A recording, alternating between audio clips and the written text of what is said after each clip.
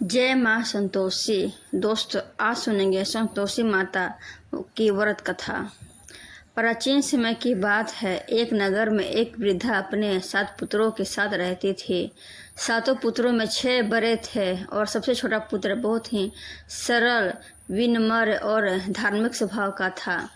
वृद्धा अपने 6 बड़े पुत्रों को स्वादिष्ट भोजन परोसती, अच्छे वस्त्र देती और उनका विशेष ध्यान रखती, जबकि सबसे छोटे पुत्र की उपेक्षा करती थी।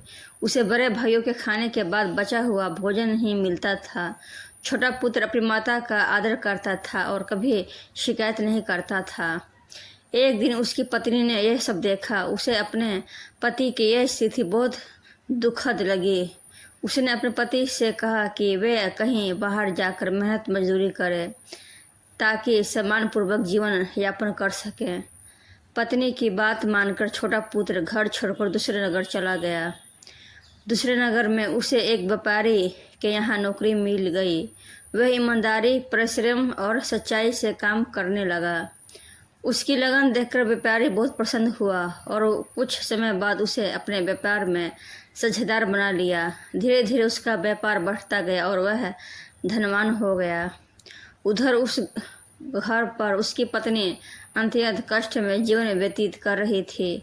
सास उसे कठोर परिश्रम करवाती और पर्याप्त भोजन भी नहीं देती थी। एक दिन वह जंगल में लकड़ियां लेने गए। लौटते समय उसने देखा कि कुछ महिलाएं श्रद्धापूर्वक संतोषी माता का व्रत कर रही हैं।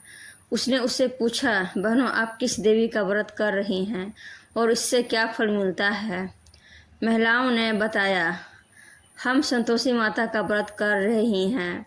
जो भी श्रद्धा और परिश्रम विश्वास से लगातार 16 शुक्रवार तक यह व्रत करता है, उसकी सभी मनोकामनाएं पूर्ण होती हैं। घर में सुख, शांति, समृद्धि और संतोष का वास होता है। इस व्रत में माता को गुड़ और चने का भोग लगाया जाता है तथा विशेष रूप से खट्टी वस्तुओं का त्याग किया जाता है। यह सुनकर वह बहुत प्रसन्न हुई। उसने उसी दिन से संतोषी माता का व्रत आरंभ कर दिया। प्रत्येक शुक्रवार वह स्नान करके स्वच्छ वस्त्र पहनती, माता की पूजा करती, गुड़ और भुने चने का भोग लगाती तथा श्रद्धापूर्वक व्रत कथा सुनती। वह पूरे मन से माता का स्मरण करती और अपने पति की कुशलता तथा शीघ्र घर वापसी की प्रार्थना करती। संतोषी माता उसकी सच्ची भक्ति से प्रसन्न हुई। एक रात माता ने उसके पति को स्वप्न में दर्शन दिए और कहा, तुम्हारी पत्नी बड़ी श्रद्धा से मेरा व्रत कर रही है। अब समय आ गया है कि तुम अपने घर लौट जाओ। सुबह उठकर उसे स्वप्न की याद आई। उसी दिन व्यापार में उसे बहुत लाभ हुआ और व्यापारी ने भी उसे छुट्टी देकर घर जाने की अनुमति दे दी। वह अनेक प्रकार के उपहार, धन और वस्त्र लेकर अपने घर के लिए रवाना हो गया। जब वह घर पहुंचा तो उसकी पत्नी की खुशी का ठिकाना नहीं रहा। दोनों ने संतोषी माता का प्रणाम किया और उनका धन्यवाद किया। अब उनके घर में सुख और समृद्धि आने लगी। यह देखकर बड़े भाइयों की पत्नियों को ईर्ष्या होने लगी। 16 शुक्रवार पूरे होने पर बहू ने उद्यापन करने का निश्चय किया। उसने विधि पूर्वक पूजा की तैयारी की, बालकों को भोजन के लिए आमंत्रित किया और माता का भोग लगाया। लेकिन उसकी जेठानियों ने अपने बच्चों को सिखा दिया कि भोजन के बाद खट्टी चीज़ मांगना। जब बच्चों ने भोजन के बाद इमली और खटाई मांगी तो बहू ने मना कर दिया, क्योंकि व्रत खट्टी वस्तु देना नहीं था। तब बच्चों ने उससे पैसे मांगे। सरल स्वभाव होने के कारण उसने उन्हें पैसे दे दिए। बच्चों ने उन्हीं पैसों से इमली खरीद कर खा ली। इससे व्रत का नियम भंग हो गया। कुछ समय बाद उसके पति को राजकीय कार्य में कठिनाई का सामना करना पड़ा और उसके कष्ट झेलने पड़े। घर में भी फिर से परेशानी आने लगी।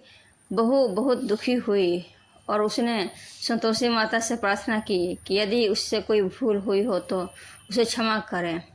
रात्रि में संतोषी माता ने उसे स्वप्न में दर्शन दिए और कहा, तुम्हारा मन शुद्ध है, परंतु उद्यापन में नियम का पालन पूर्ण रूप से नहीं हो पाया। अब पुनः श्रद्धा और विधि विधान से व्रत तथा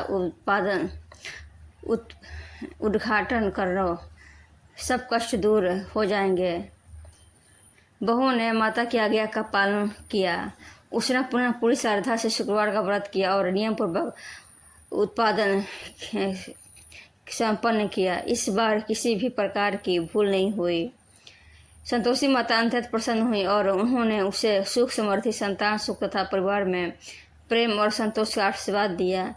उसके पति को सभी कष्ट दूर हो गए और व्यापार पहले से भी अधिक उन्नति करने लगा।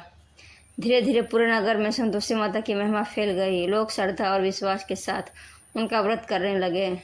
कहा जाता है कि जो व्यक्ति सच्चे मन, श्रद्धा, विश्वास और संतोष के भाव से संतोषी माता का शुक्रवार व्रत करता है, गुड़ चना अर्पित करता है तथा खटाई का त्याग करता है, उसकी उचित मनोकामनाएं पूर्ण होती हैं। माता उसके जीवन से सुख, दुख, संकट और अभाव दूर करके सुख, शांति, समृद्धि और संतोष प्रदान करती हैं। बोलो संतोषी माता की जय। दोस्तों, ये वीडियो आप लोगों को कैसा लगा? अगर अच्छा लगा हो तो लाइक कर देना और कमेंट में जय संतोषी माता लिख देना। हम इसी तरह के वीडियो रोज आप लोगों के लिए लेके आते रहेंगे। आप लोग वीडियो देखते हैं लेकिन चैनल को सब्सक्राइब नहीं करते हैं तो प्लीज़ कर लीजिएगा। जय संतोषी माता।